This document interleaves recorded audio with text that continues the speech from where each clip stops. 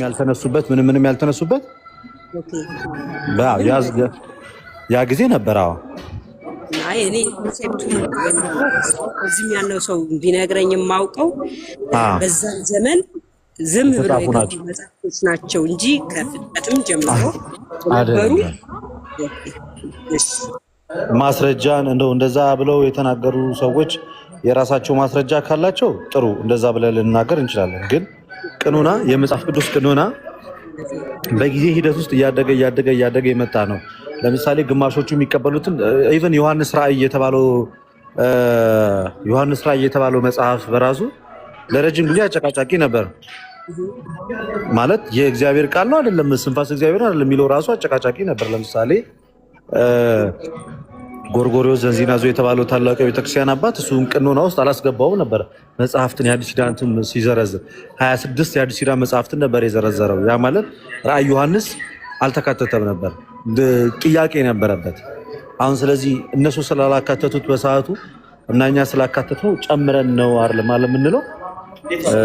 ለዛ እና ልክ እንደዛ እነዚህ መጽሐፍት ፕሮቴስታንቶች ያልተቀበሏቸው በቃ መርጠው ሲቀበሉ እነሱ ሪጀክት ያደረጓቸው ናቸው እንጂ ከ66ቱ በኋላ እኛ የጨመርንባቸው መጽሐፍቶች አይደሉም። ይሄ አንድ ጥያቄ ተመለሰልኝ። ሁለተኛ ልጠይቅህ የነበረው ምንድነው ለምሳሌ 10ቱ ትእዛዛት ላይ ወይም ደግሞ የሙሴ ሕግ ደግሞ የጽላት ሕግ ማለት ነው። ያው እኔ በኦርቶዶክስ ማነው በፕሮቴስታንት የማውቀው እንዴት ነው ለእስራኤላውያን ብቻ ነው የተሰጠው።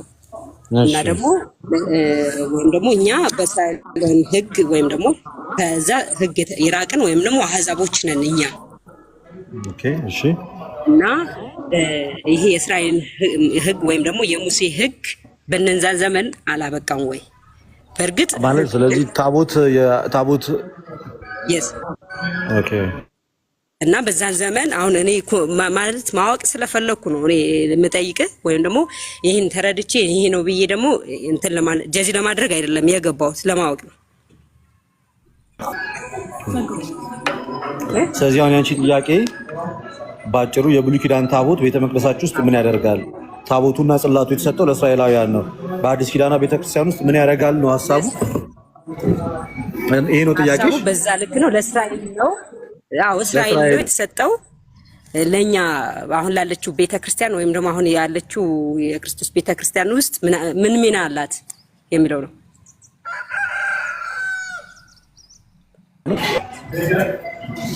እዚሁ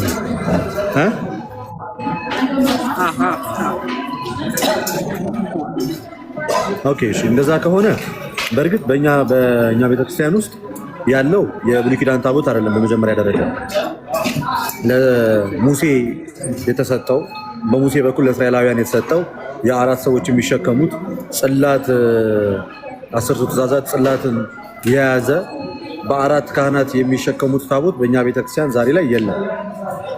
እኛ ቤተክርስቲያን ውስጥ ያለው የሐዲስ ኪዳን ታቦት ወይንም የሐዲስ ኪዳን መሰዊያ 10ቱ ትእዛዛት የተጻፉበት ሳይሆን ክርስቶስ ኢየሱስ አልፋና ኦሜጋ የሚለውን ጉልበቱ ለክርስቶስ ኢየሱስ ይስገድ የሚለውን ጽሑፍ የያዘ የሐዲስ ኪዳን መሰዊያ ቅዱስ ቁርባን የምናቀርብበት እንጂ ለእስራኤላውያን የተሰጠው የብሉይ ኪዳን ታቦት ዛሬ በእኛ ቤተ መቅደስ ውስጥ የለም።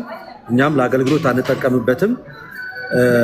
እሱ እዛው ከእስራኤላውያን ጋር የቀረን። እኛ በሐዲስ ኪዳን ያለን የሐዲስ ኪዳን ታቦት ወይም መሰዊያ ወይም የጌታ ጠረጴዛ እየተባለ የሚጠራው መስዋዕተ ቁርባን የምናቀርብበት ነው። ሕግጋቶቹ ግን እንመራባቸዋለን። አትግደል፣ አታመንዝር፣ አትስረቅ፣ በሐሰት አትመስክር፣ በባልንጀራ ላይ በክፋት እነዛ የተዘረዘሩት አለዋል ዘጸአት ላይ ሕግጋቶቹ እንመራባቸዋለን። ታቦቱ ግን አገልግሎት አይሰጥም ዛሬ በእኛ ቤተ መቅደስ። ምክንያቱም ይህ የብሉይ ኪዳን ታቦት አስቀድሞ አገልግሎት ሲሰጥ የነበረው የጊደር የላምና የጥጃ መስዋዕት ነበረ ሲሰዋበት የነበረው። ዛሬ በሐዲስ ኪዳኗ ቤተክርስቲያን ውስጥ የጥጃ የላም የጊደር መስዋዕት የለም፣ ቀርቷል። ብቸኛው መስዋዕት የሊቀ ካህናት የኢየሱስ ክርስቶስ ቅዱስ ሥጋና ክቡር ደም፣ እሱ የሚቀርብበት ደግሞ የብሉይ ኪዳኑ መሰዊያ ሳይሆን የሐዲስ ኪዳኑ ታቦት ነው። ሜሪ ሌላ ደግሞ ግልጽ ሆነልሽ? ይሄ ግልጽ አሁን ላይ በቃ ግልጽ ሆነልኝ። ደግሞም ያው ብዙ እንትን ላይ ብዙ ሰው ኮንሴፕት የለውም። አሁን ኦርቶዶክስን ጀጅ ለማድረግ ሲሞክር ኮንሴፕት ኖሮት አይደለም እና በሚያየው ነው እንጂ በገባው ልክ አይደለም እያወራ ያለው እና እኔ ልለው የፈለኩት አሁን ለምሳሌ ታቦቱ አሁን ላይ ያለችው ታቦት የክርስቶስ ያው የሰራውን ስራ የሚገልጽ ወይም ደግሞ የሙሴ ታቦት ሳይሆን ያለው የአዲስ ኪዳን ታቦት የክርስቶስ እንደሆነ ገልጸህልኛል። አልፋ ኦሜጋ ያለው ነው። በዛ ልክ ትእዛዝ ተጽፎበት ያለ ነው። እሺ ስለዚህ 44ቱ የሚባለው 44ቱ ታቦት ሲባል ታቦት አንድ ነው፣ ግን ያው ነገር ታቦት አንድ ነው። መሰዊያ አንድ መሰዊያ ነው ያለን። አንድ መሰዊያ ያለን። የአንድ መሰዊያ በተለያየ አይነት መታሰቢያነቱ በተለያየ አይነት ስም ለምሳሌ አንድ መጽሐፍ ቅዱስ ነው አይደለ? አንድ ግን ብዙ ሺህ ህትመቶች አሉ አይደለ? አንድ መጽሐፍ ቅዱስ ነው ግን ብዙ ሺህ ህትመቶች አይደለ አይደለ? አዎ ልክ እንደዛ አንድ መሰዊያ ነው ያለው። 44 ደብር ለምሳሌ 44 ታቦት ተብሎ ጎንደር ላይ ይጠራል ማለት 44 ደብር ቤተክርስቲያን በአንድ ቦታ ላይ ያሉትን ለመግለጽ ነው። ኦኬ እሺ አይደለም ቤተክርስቲያናችን ይቻላል። ኢትዮጵያ ውስጥ በጣም ብዙ ሚሊዮን አላሽኝም በጣም በርካታ ቤተክርስቲያን ያለው እዛ ውስጥ የማን ታቦት አለ ከተባለ የክርስቶስ ኢየሱስ የጌታ መሰዊያ አለ። መታሰቢያነቱ በጻድቃን በሰማዕታት ሊሆን ይችላል፣ ግን የዚያ መሰዊያ ባለቤት መስዋዕቱ የሚሰዋበት ክርስቶስ ኢየሱስ።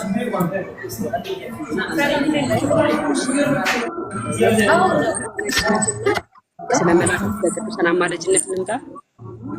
እሺ ቆይ አንድ ኤርፎን ላድርግ። ቆይ እሺ የተሰማኝ ስላለ ነው። ዛሬ አልወጣም እቃ የለም ተብለን ዛሬ አልወጣም።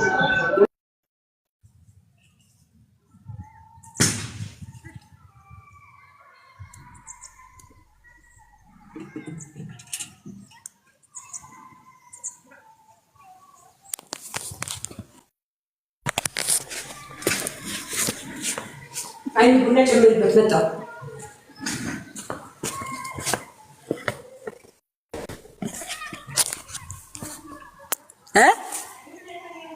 ምን ነው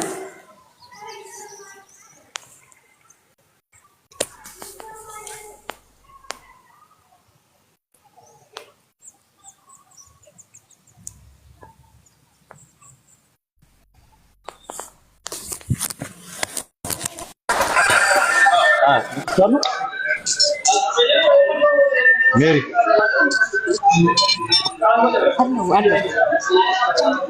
አለሽ?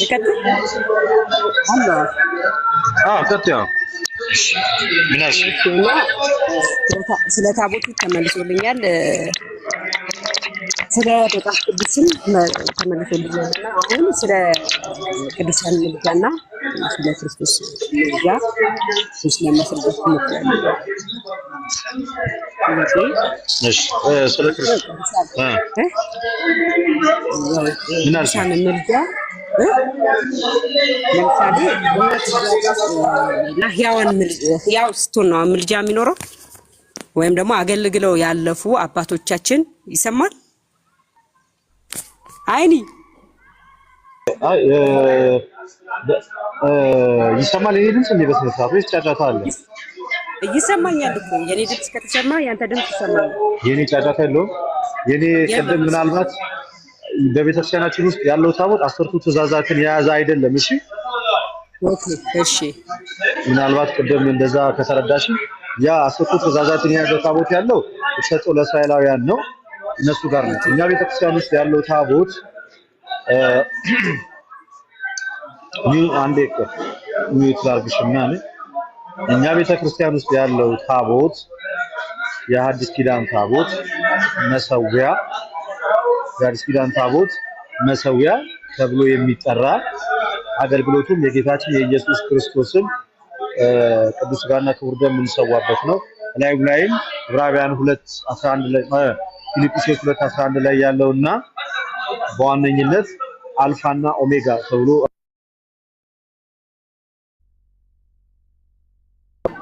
እና ከዚህ የተነሳ በቤተክርስቲያናችን የብሉይ ኪዳን 10ቱ ትእዛዛትን የያዘ ታቦት ሳይሆን ያለው የሐዲስ ኪዳን ታቦት ነው ያለው ማለት ነው። የማይመች ቦታ ስለሆንኩኝ እኮ ነው ድምጼ።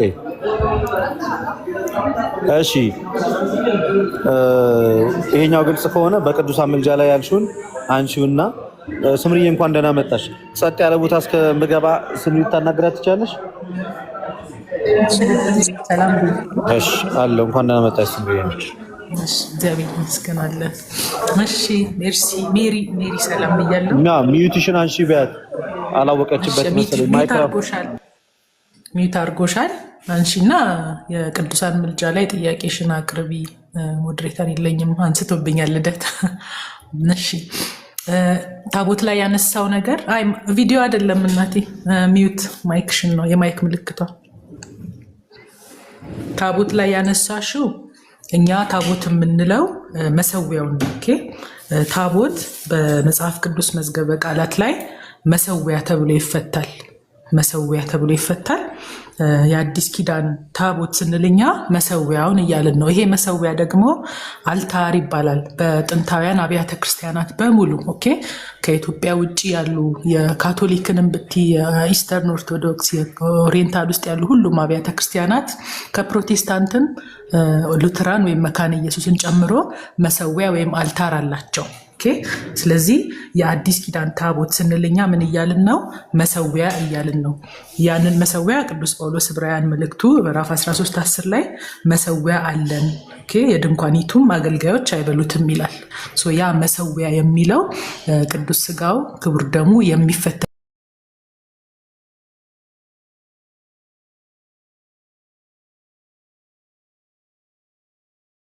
ያወራል እና የጌታ ማዕድ የሚለውን የመጽሐፍ ቅዱስ መዝገበ ቃላት ላይ ሄደሽ ስታየው የጌታ ጠረጴዛ ይልና ቅዱስ ቁርባን የሚቀርብበት ማዕድ ማቅረቢያው ይላል ማለት ነው። ማዕዱ ያው ማዕድ የጌታ ማዕድ የሚለው የጌታ ጠረጴዛ ይለዋል።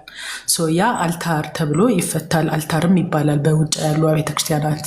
እኛ እሱኑ መሰዊያ የሚባለውን ነው ታቦት ብለን የምንጠራው ማለት ነው እንጂ ከብሉይ ኪዳን ጋር ምንም አይነት ኮኔክሽን ወይም ግንኙነት የለውም። ባጭሩ ተመልሶልሻል? ተመልሶልኛል።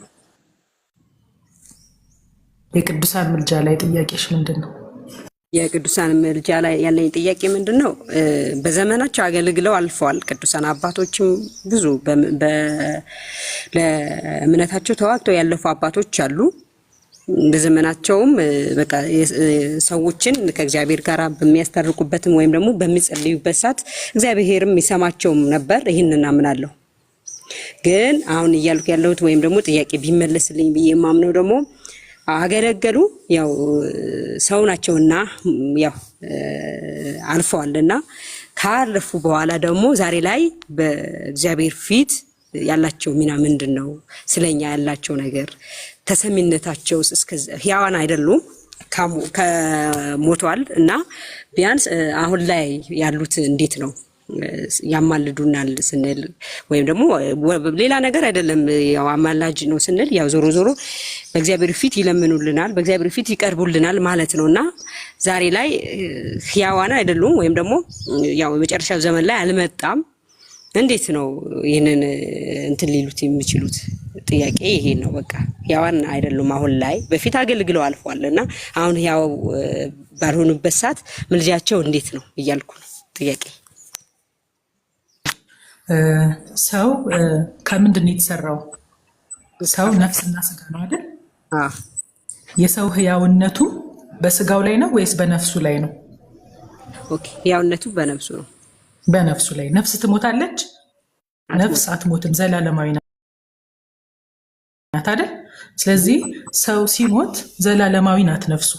በስጋ ቢለይም የአማኞችን ደግሞ ስፔሲፊካሊ ስናይ ክርስቶስ ራሱ ስለ አማኞች ህያውነት ራሱን የተናገረው የዮሐንስ 11 መጽሐፍ ቅዱስ ከያዝሽ መከተል ትችላለሽ። ይዘሻል? አቅራቢያሻላ አገኛለሁ። በቃ እንትን በያውጭና እያየሽ መጽሐፍ ቅዱሱን አብረን እንትን እንበለው። ዮሐንስ ወንጌል ምዕራፍ 11 ቁጥር 25 እስከ 26 ላይ ያለውን እንየው። ስለ አማኞች የእውነት ያወራበት ክፍል ነው። አገኘሽ?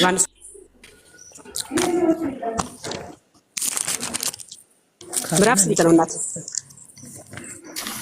ቆይ እኔ ልክፈትልሽ፣ ችግር የለም። ምዕራፍ 11 ከ25 ጀምሮ። ምዕራፍ 11 25 ጀምሮ። እሺ ላንብበው ነው። ኦኬ እሺ፣ ይኸው እኔ ጋር አለ፣ መከተል ትችያለሽ፣ እንድታየው ነው ባይንሽ። የዮሐንስ ወንጌል ምዕራፍ 11 ቁጥር 25 ላይ ምን ይላል? ኢየሱስም ትንሣኤና ሕይወት እኔ ነኝ፣ የሚያምንብኝ ምን ይላል? ቢሞት እንኳን ሕያው ይሆናል። ምን ይላል? የሚያምንብኝ ቢሞት እንኳን ሕያው ይሆናል። ስለዚህ በክርስቶስ ያመነ ሰው ቢሞትም ምንድን ነው? ሕያው ነው ማለት ነው አይደል? አማኞች እኛ ቅዱሳን የምንላቸው በክርስቶስ ያመኑትን ነው። አማኝ ተብለው የተጠሩትን ነው እንጂ የማያምኑትን አይደለም። ስለዚህ አማኞች ደግሞ ምንድናቸው ይላል መጽሐፍ ቅዱስ? ሕያዋን ናቸው። ነፍሳቸው ሕያው ናት። ኦኬ፣ በስጋ ቢለዩም ማለት ነው።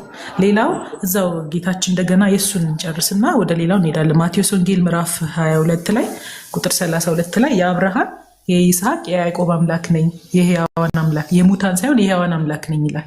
እሱንም እናውጣውና እንየው። ማቴዎስ ላይ ነው። ማቴዎስ 22 ላይ ቁጥር 32 ላይ እንሂድና ቁጥር 31 ላይ እሺ፣ ድጋሚ ልክፈታኛውንም ቁጥር 31 ላይ ስለ ትንሣኤ ሙታን ግን ይላል እኔ የአብርሃም አምላክ የይስሐቅ አምላክ የያዕቆብም አምላክ ነኝ የሚል ከእግዚአብሔር ዘንድ ወደ እናንተ የተባለውን አላነበባችሁምን? የሕያዋን አምላክ እንጂ የምን አምላክ አይደለሁም ይላል፣ የሙታን አይደለሁም። ስለዚህ በእግዚአብሔር እምነት ውስጥ ያሉ ቢሞቱም ምንድናቸው? እንደ ሕያዋን ናቸው እንጂ ሙታን አይባሉም ከጅምሩ። ስለዚህ የሚያምንብኝ ሲል ደግሞ ክርስቶስ በሱ ያመኑትን ነው። ስለዚህ በቤተ ክርስቲያን ውስጥ ሆነው የእሱ አካል የሆኑትን ሕያዋን እንጂ ሙታን አንላቸውም ማለት ነው። ተግባባን? ሕያውነታቸው ላይ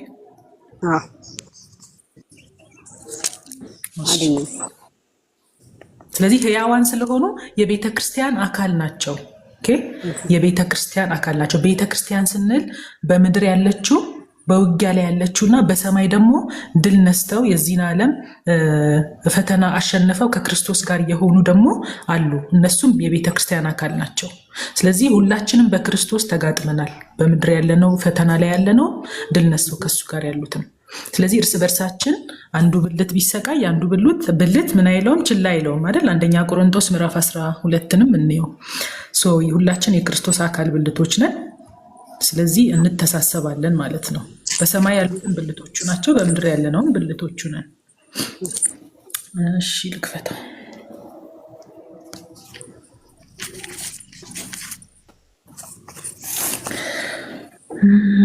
አካል አንድ እንደሆነ ይላል አንደኛ ቆሮንቶስ ምዕራፍ 12 ከአንደኛ ቆሮንቶስ ምዕራፍ 12 ከቁጥር 12 ጀምሮ አካል አንድ እንደሆነ ብዙም ብልቶች እንዳሉት፣ ነገር ግን የአካል ብልቶች ሁሉ ብዙዎች ሳሉ አንድ አካል እንደሆኑ ክርስቶስ ደግሞ እንዲሁ ነው።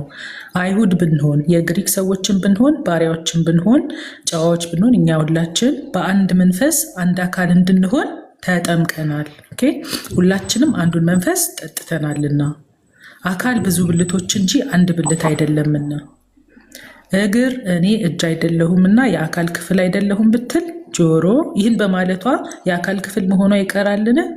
ጆሮም እኔ ዓይን አይደለሁምና የአካል ክፍል አይደለሁም ቢል ይህን በማለቱ የአካል ክፍል መሆኑ ይቀራልን? ይላል።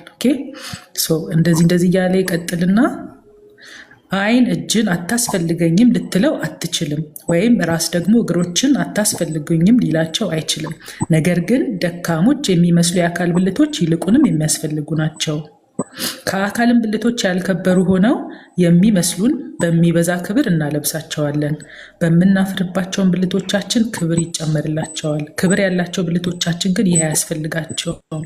ነገር ግን ብልቶች እርስ በእርሳቸው በትክክል ይተሳሰቡ ዘንድ እንጂ በአካል መለያየት እንዳይሆን ለጎደለው ብልት የሚበልጥ ክብር እየሰጠ እግዚአብሔር አካልን አገጣጠመው።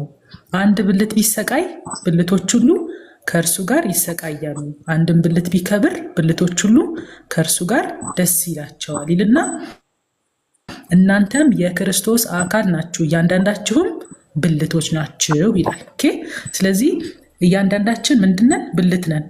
አካሏ ደግሞ ማናት? ቤተክርስቲያን ናት።